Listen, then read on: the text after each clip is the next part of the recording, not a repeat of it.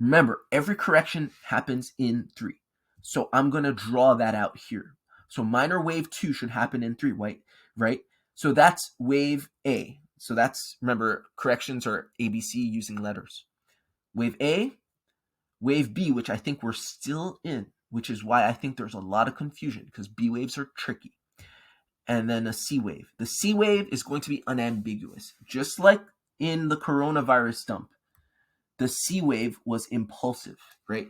The last wave of a correction, whether it's a Y wave, WXY, a complex correction, or a WXYXZ, a Z wave, it's always impulsive. So it's not going to dilly-dally. It's not going to be like a kind of hanging out here. No, it's going to be impulsive. Impulse means that it's quick. Impulse means that it is very intense, okay? It's not going to be a corrective kind of side to sideways type of price action like this. This is clearly not an impulsive wave. This is clearly a 3-wave structure. What does that tell you? That means we're still in the throes of the B wave, okay? And once again, I want you to draw your attention to this light blue corrective wave that I have here. How do we get 100K, right? Now let's get to the crux of the video's title. How do you get 100K and how do you get $15,000? How do you get $100,000? How do you get $15,000 in the price of Bitcoin in the span of a few months? Well, if you haven't followed, this is how. Okay.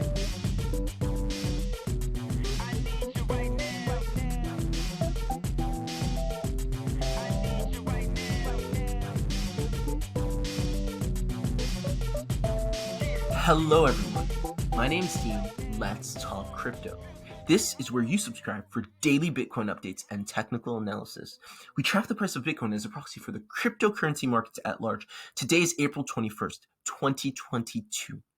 And Bitcoin is currently targeting $44,500 as its next resistance. The next major resistance, as I've said in previous videos, is $50,000, okay?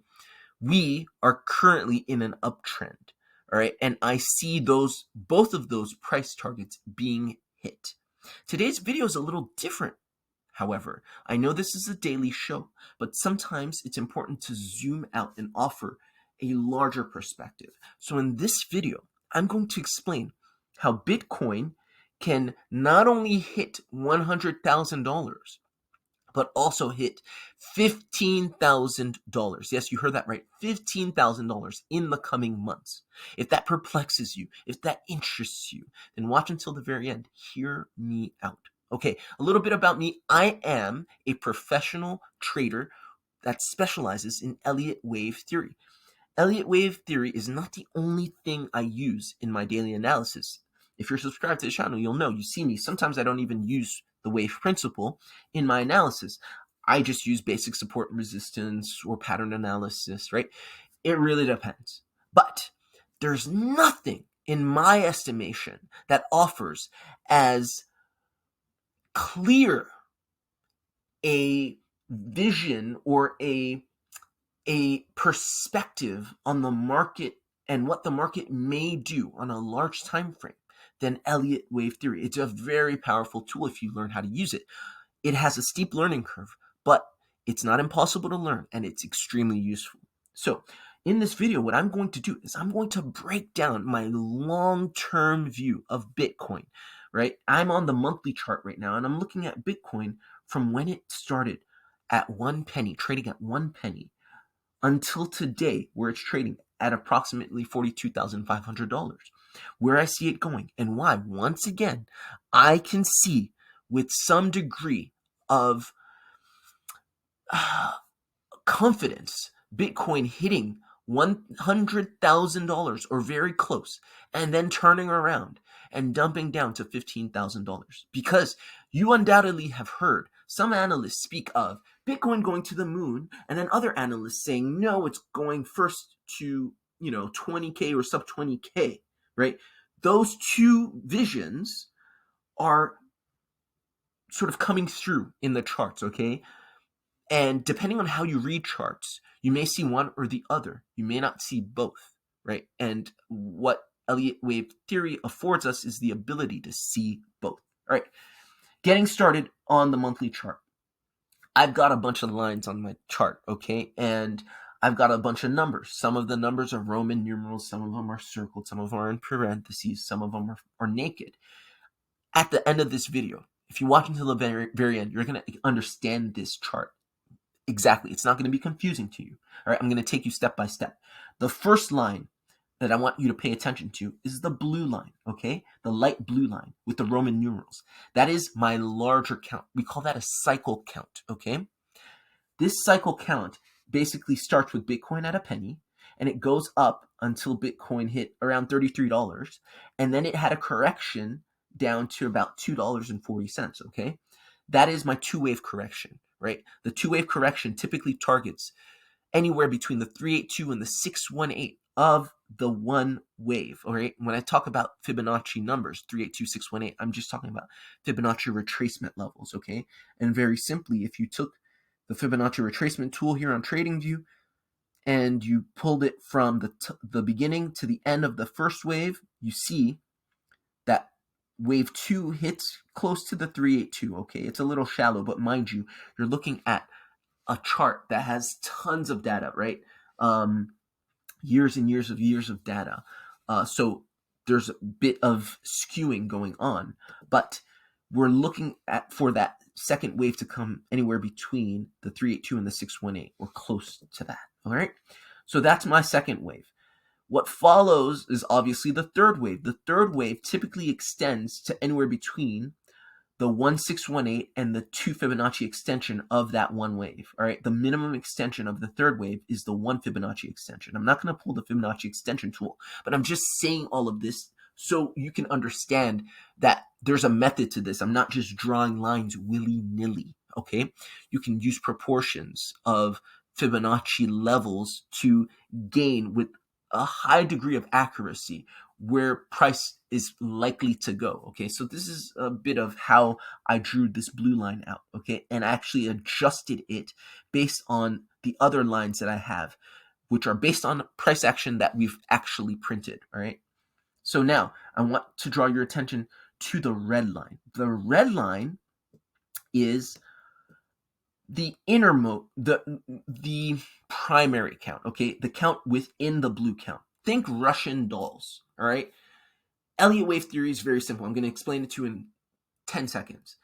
Every impulse happens in 5 waves, whether it's up or down. Every correction happens in 3 waves, whether it's up or down. That's pretty much it. For impulses, we count 1, 2, 3, 4, 5. For corrections, we count ABC or WXY or WXYXZ, okay? We use letters for corrections and numbers for impulses, okay? Up or down, it doesn't matter which direction. And it's time frame agnostic, meaning it doesn't matter if you're talking about years, it doesn't matter if you're talking about minutes or hours or decades. You can chart all of this and use those proportions that I mentioned in the beginning of the video. Now, the red count is essentially subdividing the third cycle, right? This third wave of the blue into 5, right? Because it's time frame agnostic, right? We should get 5 waves into this blue count. So this is where my red count shows up, okay? And so we're going to zoom into the red. Now, every count starts with 1, 2, obviously. So we've got a first wave, which also is divided in 5, and then a second wave, once again, targeting around the 382 to the 618 of the first wave. So this is how I got my red count. And then I used my Fibonacci extension tools to essentially estimate the distance of the third wave, the retracement of the fourth wave, which typically retraces between the 236 and the 382 of the third wave, and then the extension of the fifth wave, which is usually the inverse 1618 of the fourth wave, or the 618 extension of the third wave, okay? So basically, again, I'm just letting you know there's a method to this. Some people think Elliotticians just draw lines willy-nilly. There are no rules. There are no sort of guidelines. There are. Okay? So that's the red count. Now, the smaller count, even smaller count, is the green count. Okay? And this we call the intermediate count. Okay? And once again, I need 5 waves. So I'm in the third wave of the red count.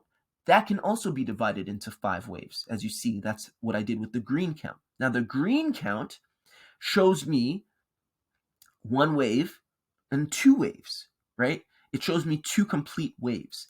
So 5 waves in the first and then 3 waves in the next.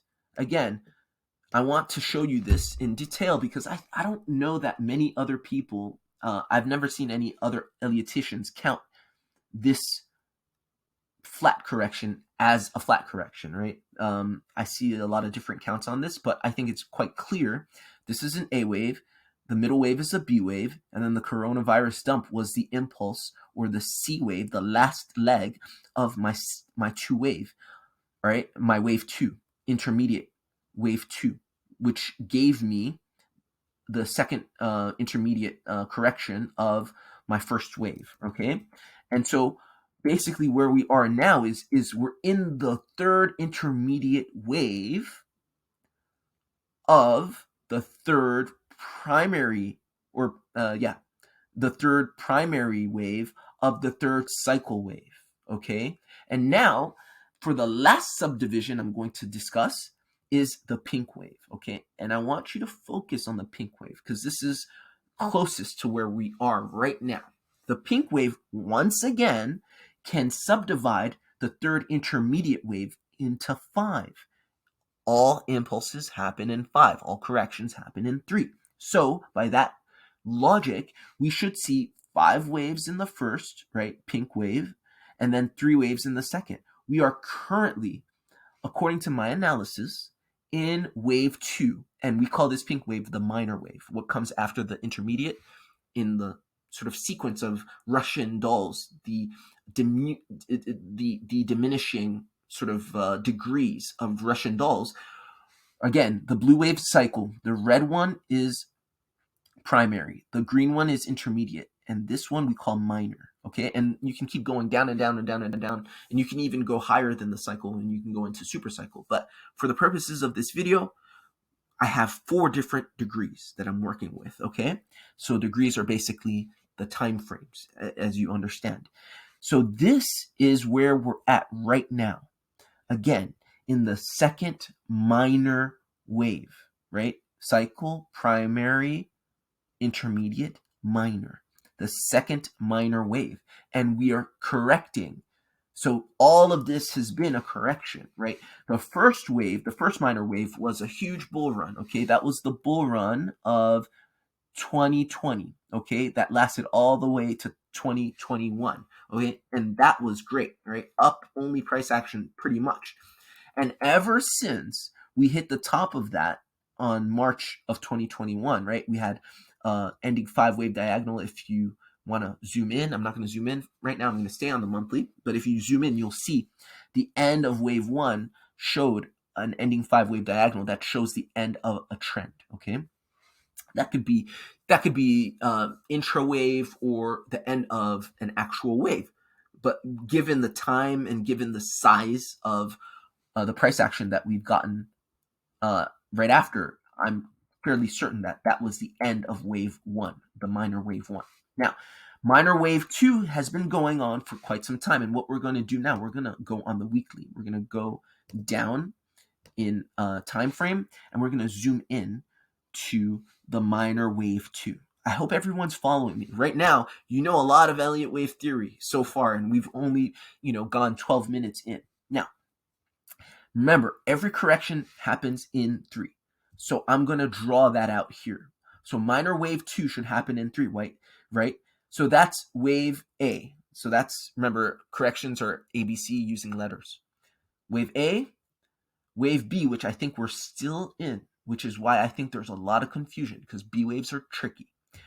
And then a C wave. The C wave is going to be unambiguous. Just like in the coronavirus dump, the C wave was impulsive, right? The last wave of a correction, whether it's a Y wave, WXY, a complex correction, or a WXYXZ, a Z wave, it's always impulsive.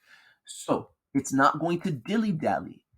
It's not going to be like a kind of hanging out here. No, it's going to be impulsive. Impulse means that it's quick.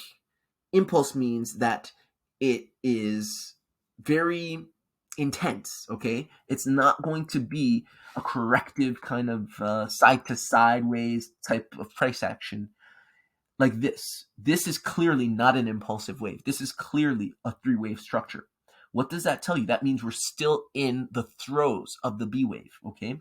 And once again, I want you to draw your attention to this light blue corrective wave that I have here.